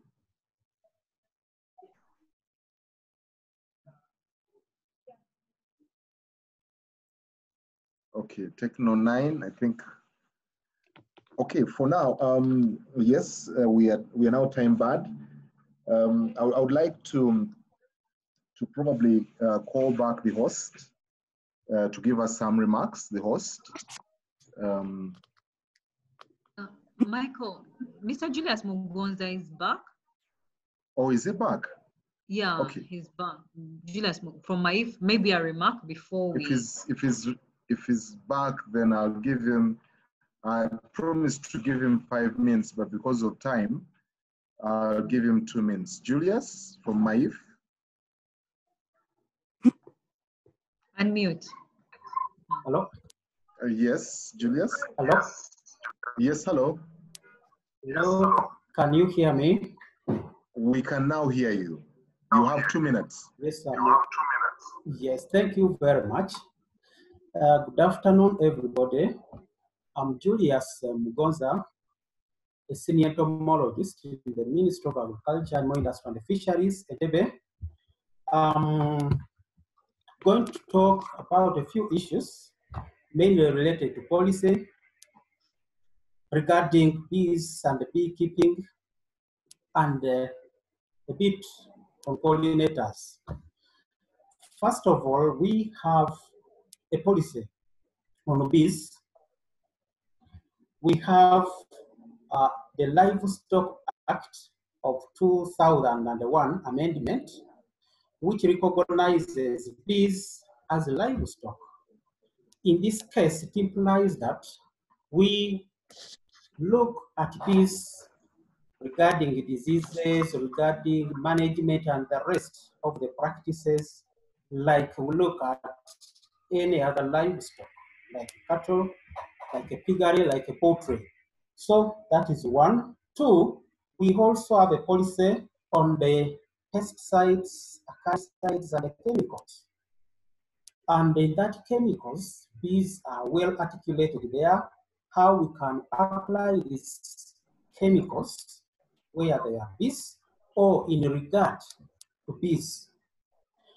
We recently drafted a project to conserve the honeybees after realizing that really, regardless of the presence of other policies, the number or the population of bees was reducing. We looked at the way or the speed at which forest destruction is taking place.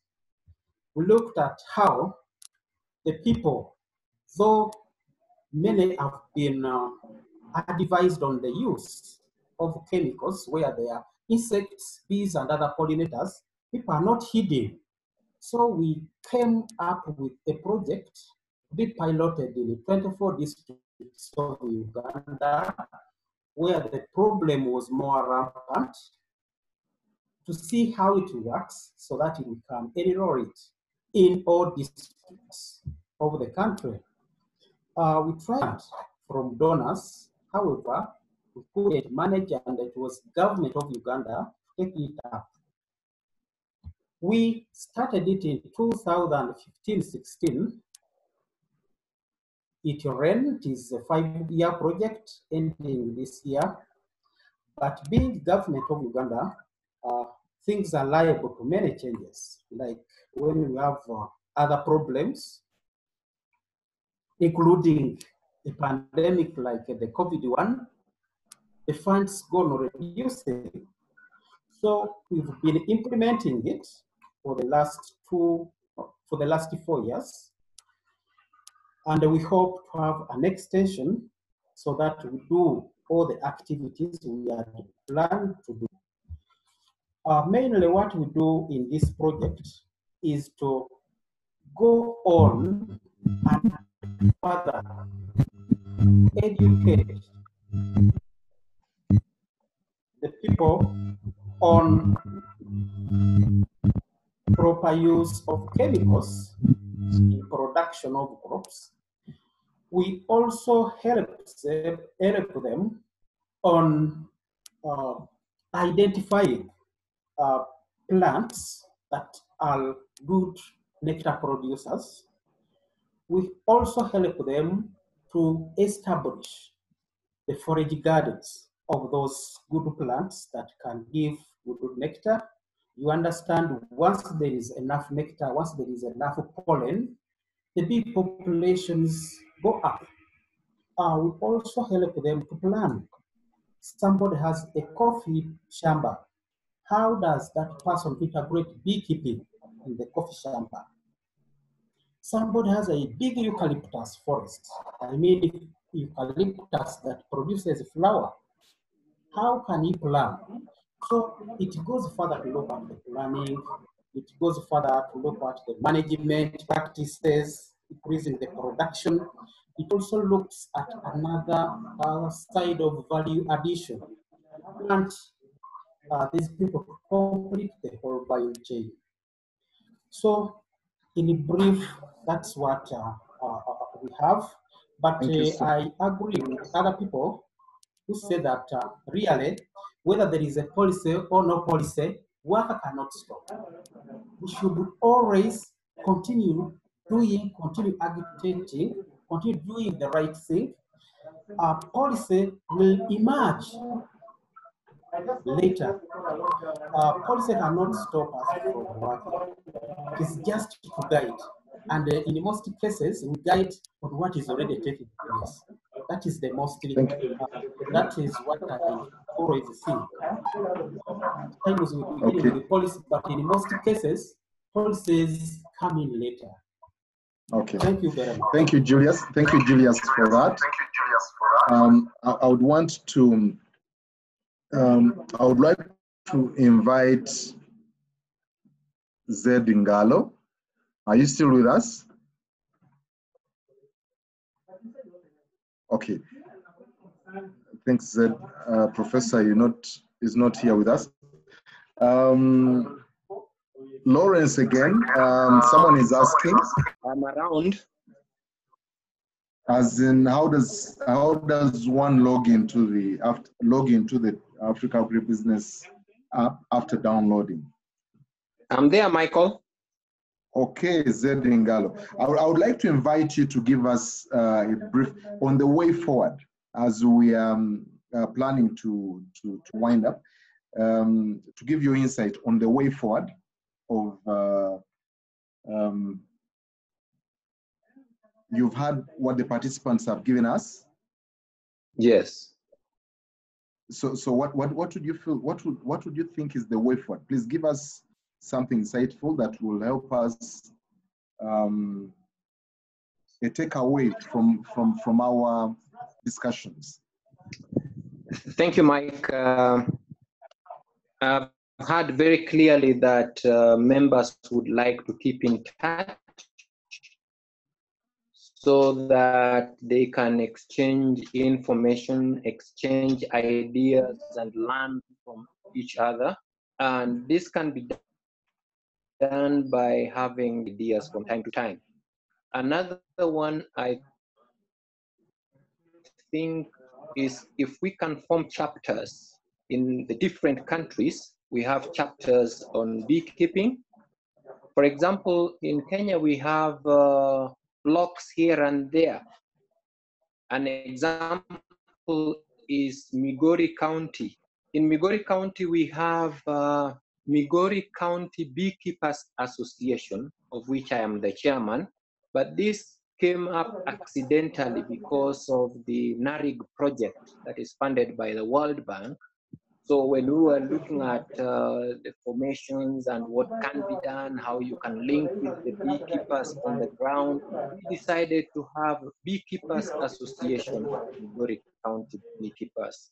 But we can have also countrywide beekeepers associations, or we can even have African chapter that we have different chapters in different countries, and then we have the African chapter, and this can also help us to link with the international entities.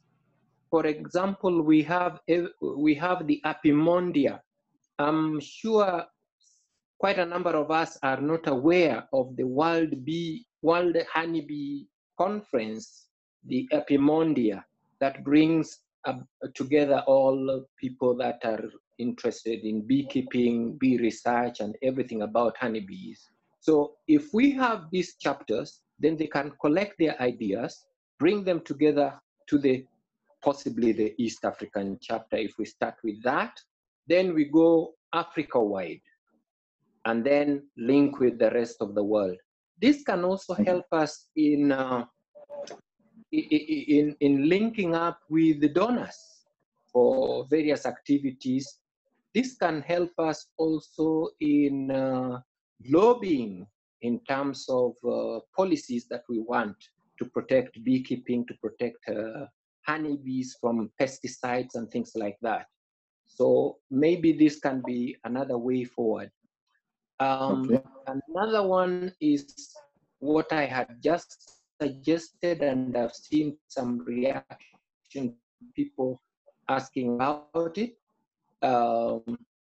A unified curriculum on beekeeping. People are saying some of them are new in the business, some of them are training, so that those who are going to do entomology, definitely they will have a unified curriculum which actually covers all the aspects of the diseases that affect honeybees in Africa or the regions of Africa.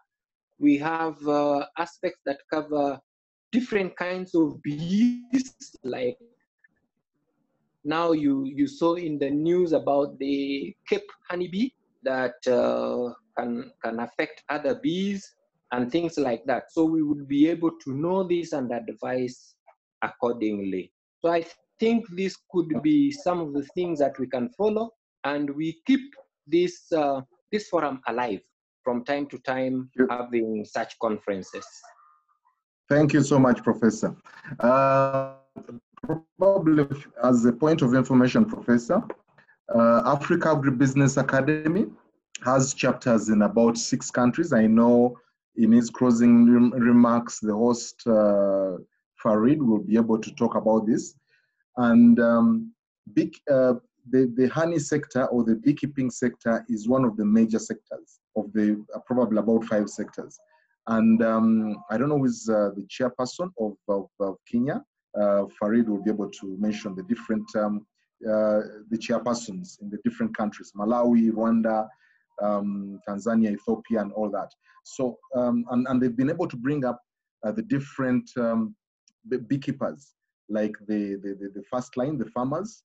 They've been able to bring in the processors together in these sectors, and they are vibrant sectors. I know Farid will talk about that. But thank you so much, Professor, for the way forward. And at this moment, I would want to invite our 3 speakers, Fred, Mebo, and Dr. Kasiri Alemu, to give closing remarks. I'll give you 1.5 minutes each. I'll start with Fred. Fred, are you with us? Hello, Fred.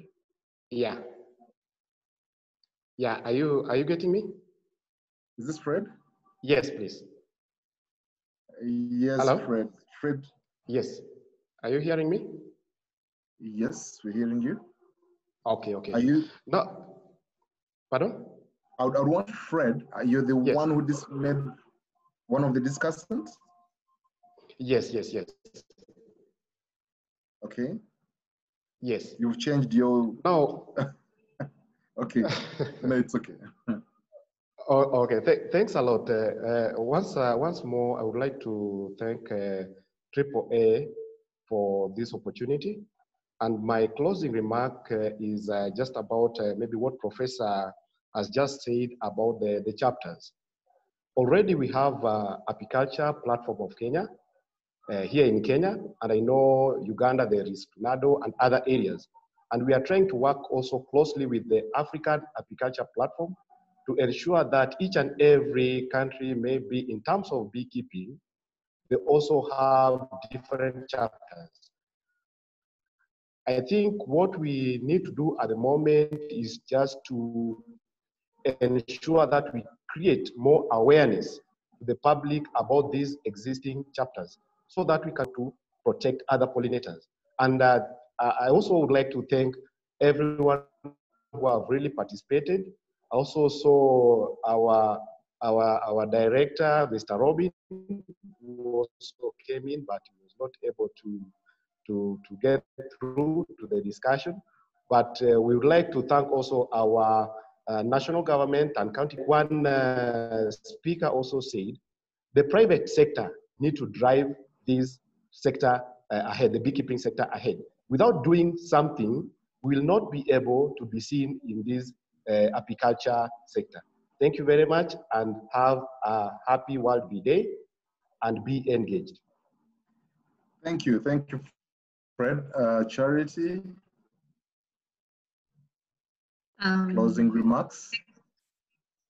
Thank you so much, Michael, and for the participants and the discussants. I think for me, my closing remarks still like Fred re-echoed and Honeybee Man, like us as the private sector, I want to thank the Academy for taking up this celebration. And also Mr. Julius Mugonza said, like, let us work, the policies will find us along the way. So I encourage us, the private sector, to take up this really as an opportunity, as our own cause for us to protect the bee, to understand the different forage. I think someone talked about the forage, the medicinal forage. What does the bee want, or what do the pollinators want? So that we promote that, policy will find us, and as we promote it, we shall have other diverse products that come from bees. I want to thank you so much, the organizers, for giving me the opportunity to share with the rest of the experts and the team. Yeah, that's it from me. Thank you so much. Thank you, Charity. Dr. Kasirialemu. Yes, doctor, are you still with us? Yeah, I'm still with you. I hope you can hear me. Yes, we can hear you. Thank you very much, the organizers, the Academy, for arranging this celebration for the World Bee.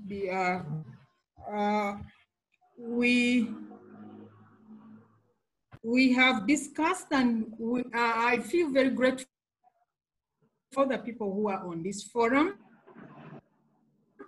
and the knowledge that they have and they have contributed. What I take home here, I thought was extremely important, is the fact that there has to be some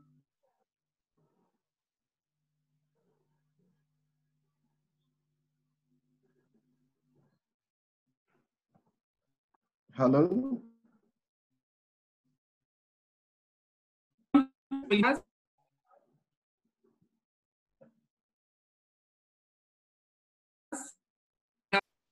should be the champions, but we have to mainstream policy.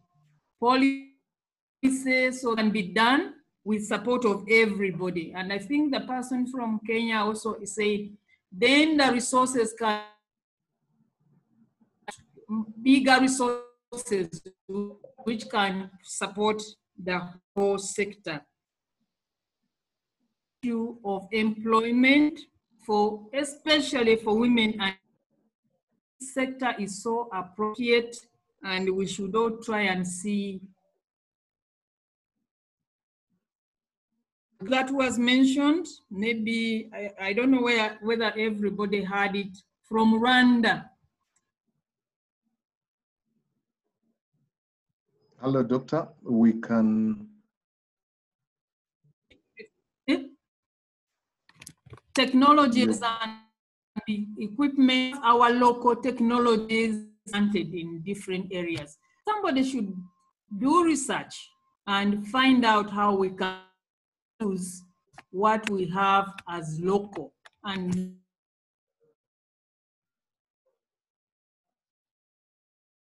again, somebody talked about the issue of forage and forage which and feed for. So I thank you so much for for all these info. We should not forget that we should be able to move forward with the way forward that has been given to. Thank you so much, Dr. Kasirialemu. Eve, thank you. It's been so insightful of all the discussants and what you've given us. At this moment, with all those words from all the discussants, I would like to thank you wherever you are.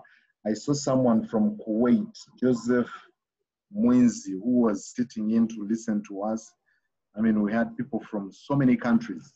I would like to thank you. A very beautiful World Peace Day.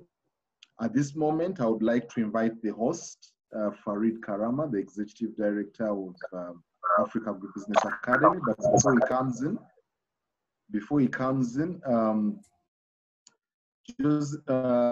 Lawrence has just shared. He says, for those who are getting problems getting into the AAA app, you can just, his email is attached there. You can just email him and he will be able to help you get into that app. As we are looking at other, people mentioned the workshop will be created for the beekeepers and producers so that they keep in everyday touch. So Farid, are you ready with us? Yes, Michael. Yeah, please. Yeah, thank you very much. Thank you very much, everyone, for participating in this very good discussion. I would like also to thank the moderator. I think you've done a very good job towards the whole session. And our speakers, I think you've really given us knowledge that I think all of us have taken home. And I think we need to have more of these so that we can at least equip ourselves with the knowledge that is out there. And to the participants, I think it's so exciting to see that we have over 10 countries participating all over the world. And this is happy. This really has showed us that, yeah, we can really come as strong as one as the beekeepers industry to see how we can improve our businesses. Myself and my team, I think we have captured a lot of information that has come up from this meeting. And one thing I should promise that we're going to look into this, and like most of you have suggested that you need more of these forums on a monthly basis or quarterly basis. And I think as Africa Agribusiness Academy, we are going to take it up from here to see that we organize these forums on different topics in the beekeeping sector and also other sectors, because like Michael mentioned that we are actually working in 6 sectors. We have horticulture, apiculture, dairy, poultry, agri-inputs, and aquaculture. So all those, we're also going to have a lot of forums in that regard, and also some of the trainings that are going to be conducted virtually. So we shall keep in touch with all of you. I think later we shall share with you the links of this whole session, and also the links of how you can get in touch with us, because like we have offices in 6 countries, and I know we can put our efforts together and see how best we can grow our businesses. Yeah, it's I don't have much to say, but I want to wish you all the best and happy World Bee Day. And I think at the end, we need to stay safe and keep healthy. Thank you very much. Thank you, thank you. We've come to the end of this session, and thank you everyone who's participated. Until next year for the World Bee Day, but otherwise we'll keep in touch for those who have left their contacts and AAA. So on my own behalf and behalf of the other people behind me, I would like to thank you and say goodbye. Happy Bee Day.